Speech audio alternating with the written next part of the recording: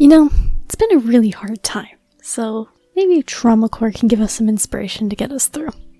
Let's talk about Traumacore. So, what is Traumacore?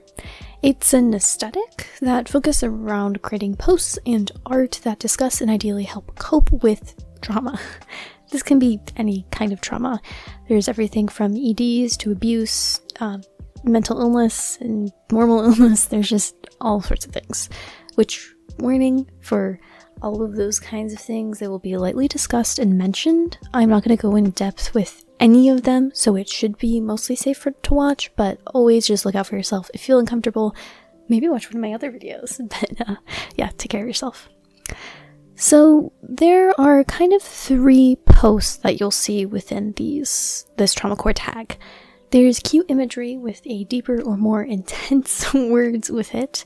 There's weird or scary imagery with also intense words with it. And then just text posts. Just plain old text posts. Obviously, there are some posts that diverge from this, but this is kind of just the standard things that you will see. And this is a decently sized community. It's growing, and I kind of know because I've started to hear more about it. I haven't really heard about it before, but it's mostly confined to just Tumblr. There's a little bit on Instagram and almost nothing on Twitter. Some of the largest posts that I see on Tumblr are also stuff that just generally is mental illnessy, and I can kind of see anyone in the mental illness sphere kind of liking it. But even once you get to the purely, obviously, Traumacore community stuff, it's still getting a couple thousand likes each, so it is definitely a pretty big community. And my use of the word community rather than aesthetic is actually kind of important. Now, while they've kind of fallen into being called an aesthetic because of the whole core naming convention usually being associated with aesthetics, I do kind of see them more so as a community. They aren't really just creating images to create images that look good, or images that fall into a certain sphere of looking good. They're creating these images as vent art, and it's a community of people who all do this together, and yes, it might have some similar motifs, but ultimately the goal isn't to create something that looks pretty. The goal is to create vent art, and to kind of find other people and bond over this experience. Vent art. So what is vent art?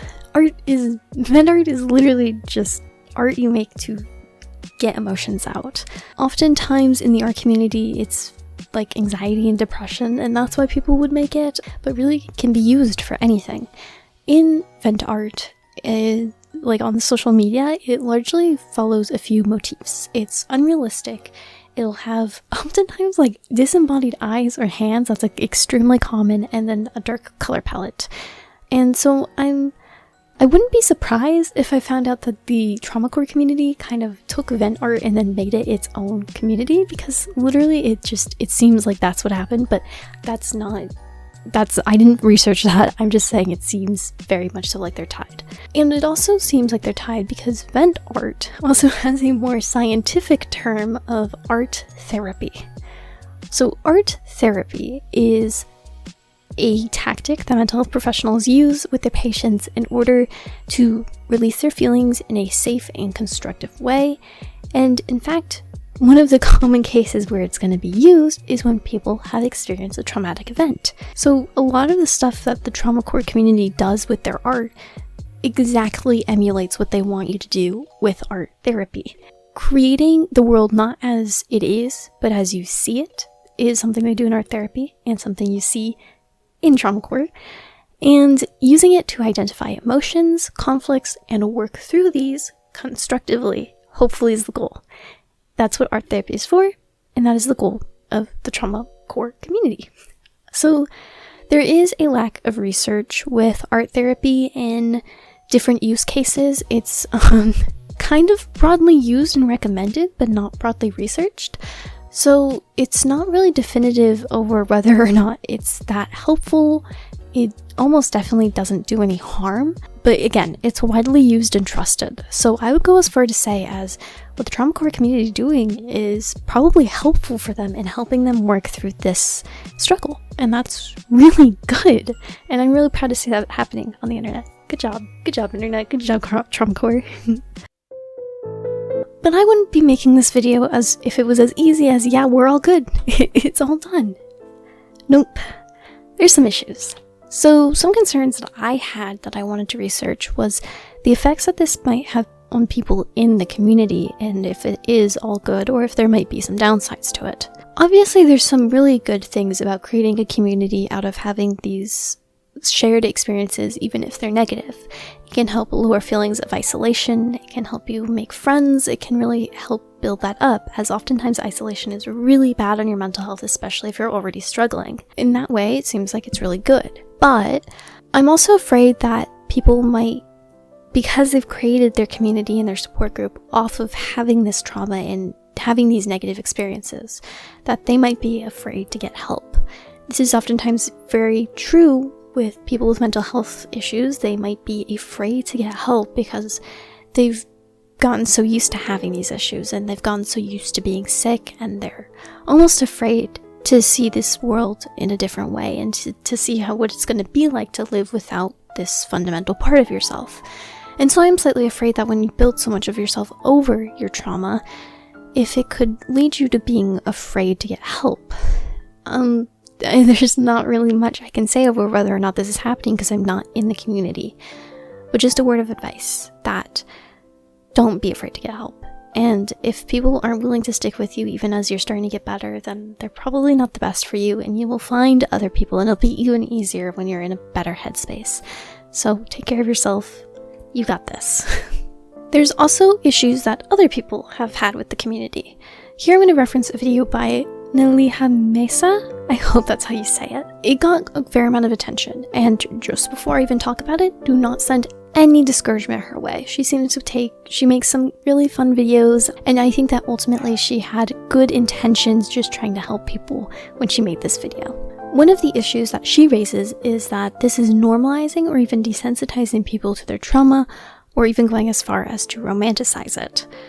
Now, with desensitization, there isn't really a clear answer over whether this is good or bad. Some argue that even violence in the media is desensitizing us, and others say that it isn't. In this particular instance, I'm referencing desensitization as when it becomes an issue, specifically with trauma. Becoming desensitized to trauma is an issue when it leads you to no longer taking care of yourself and properly working through things. But it isn't always a bad thing when that isn't what is occurring. I would argue that to a degree, it's good to become somewhat desensitized.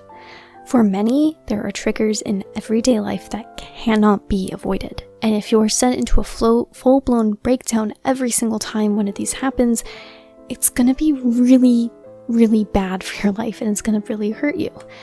And so there is a degree to which you need to be able to deal with these things and work through these things and not be fully set off every single time, and be able to continue going even when something like that happens to you. And so I think that to a degree, being able to work through these things and desensitize yourself a little bit is a good thing.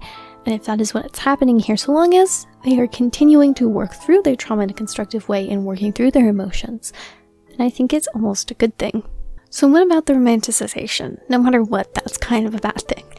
But again, I don't think that's what's happening here. Well, yes, they're making art out of what's happened to them.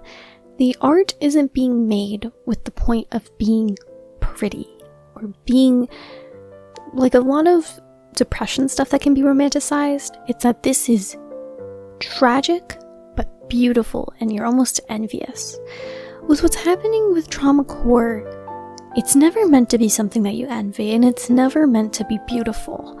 It always has this side of it that is terrible and that you don't want. It's never got a silver lining, it's never got that twinge to it. And maybe I'm just not reading it properly, but to me, it's never painted as a good thing. It is always a negative thing, and as such, I don't think that romanticization is happening here. But again, maybe I'm just reading into it wrong. Now, if romanticization was really happening, this could lead to people wanting to emulate what they're seeing, wanting to not be in a good headspace in order to emulate it, maybe even putting themselves in dangerous situations. And we saw this a lot with the romanticization of depression, people now wanting it and painting it out as something good, ultimately. And this kind of leads me into a Tumblr post that was a screenshot of a Twitter post. It was about how people will wish that they had actually experienced trauma, but they haven't. And they were saying how a lot of times trauma looks very different for different people. And that can lead to people thinking that because their trauma was in a different way, that it isn't real, even when it is.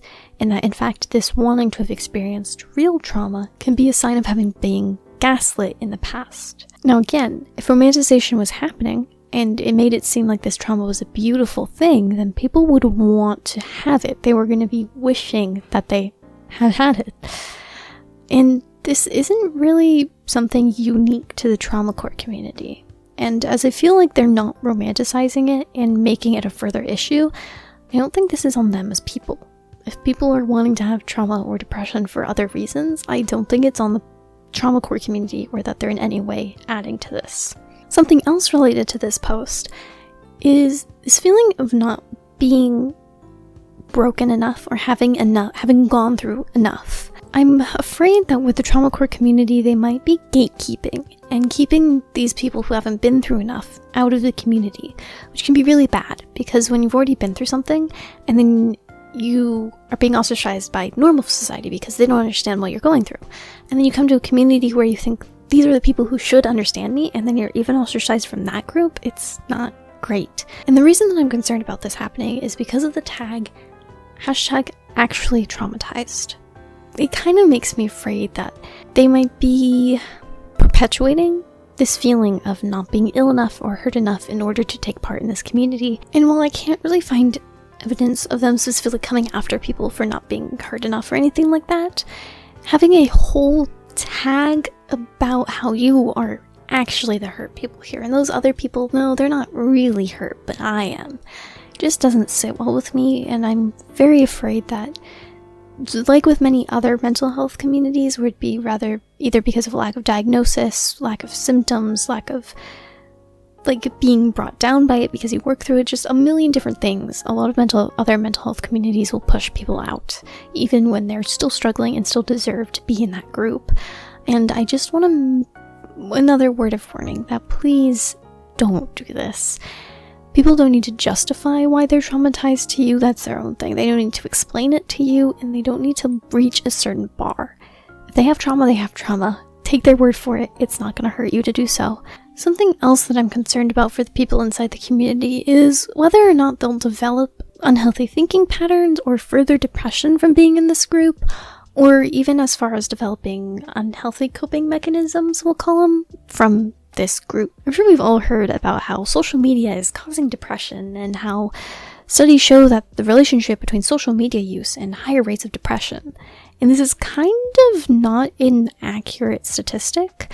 They would lead you to believe that when you use social media, you're more likely to get depression, but in reality it's the other way around.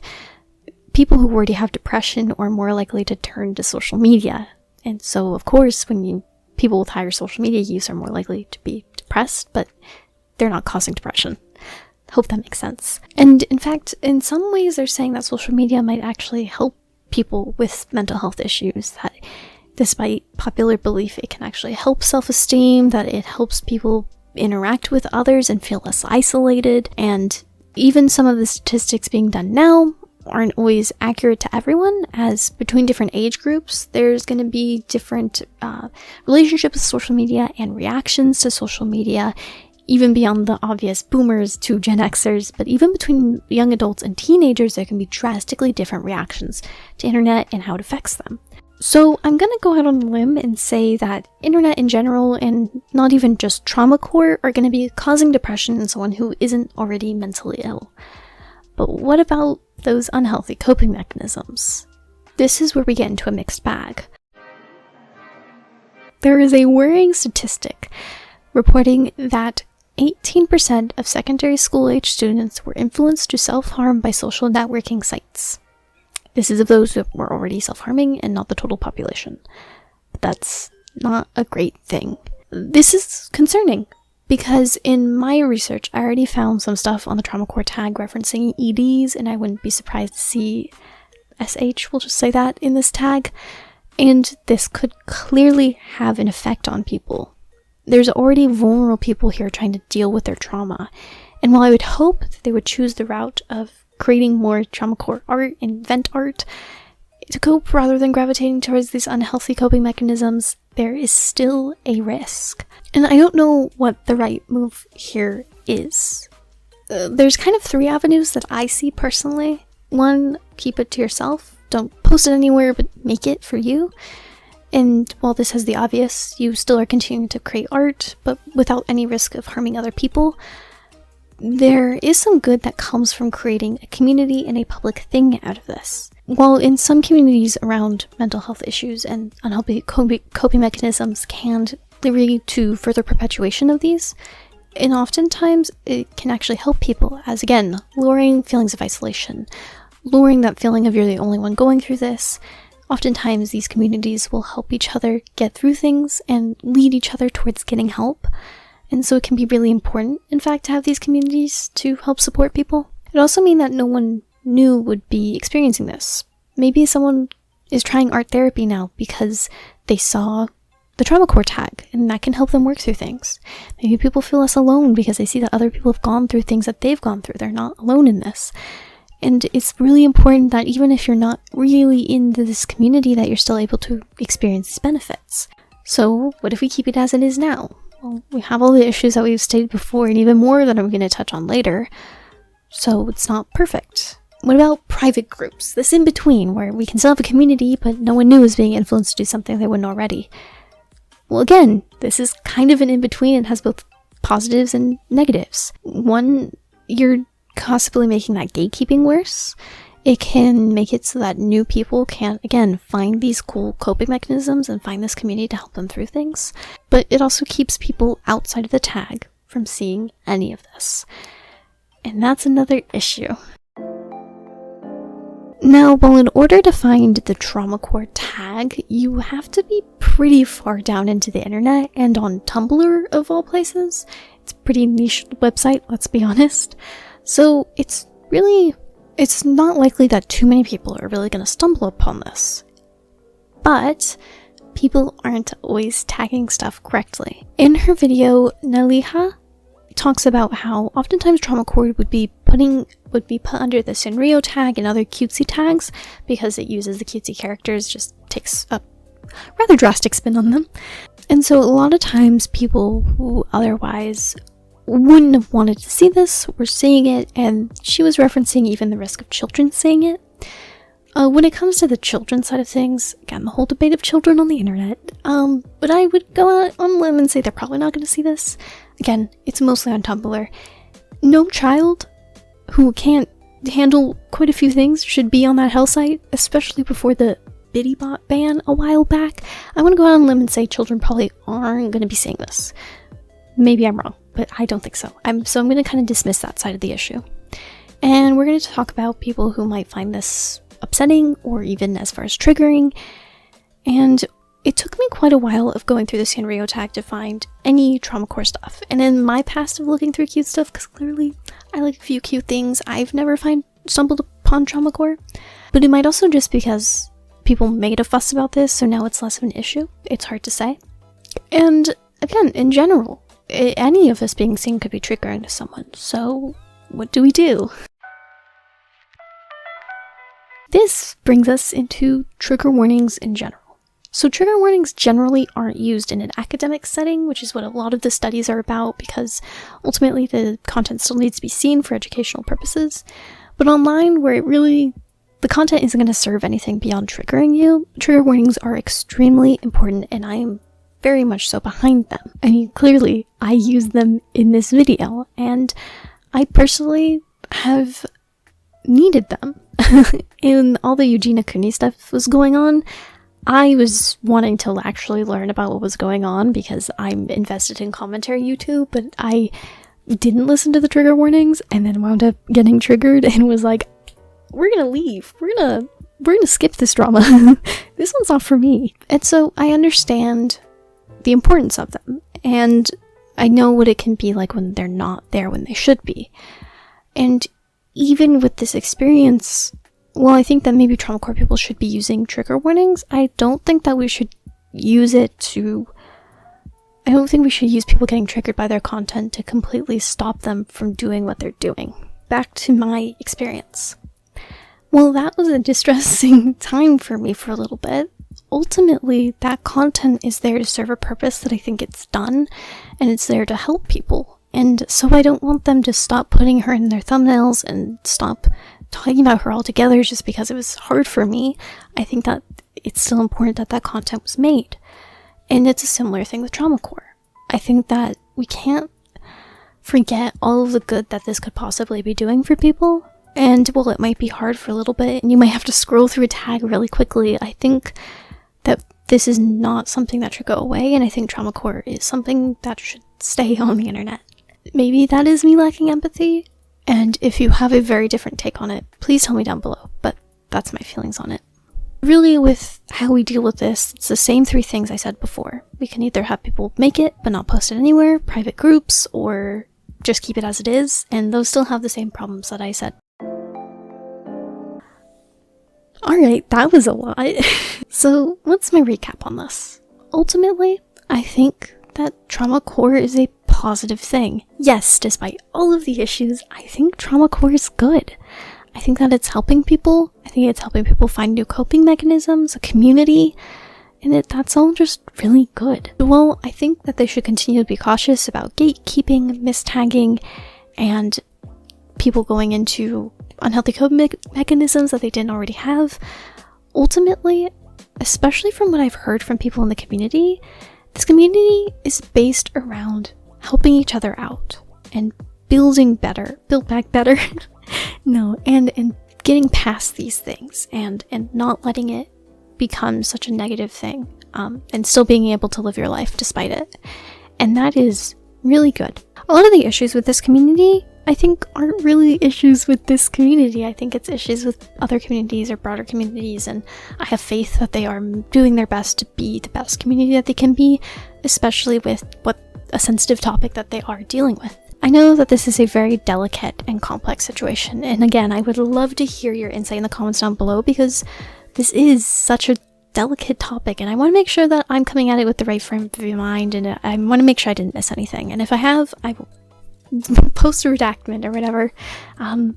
But anyway, we had kind of a negative video today, so I really hope that everyone has a wonderful day, and I'll see you guys next time. That took me a moment.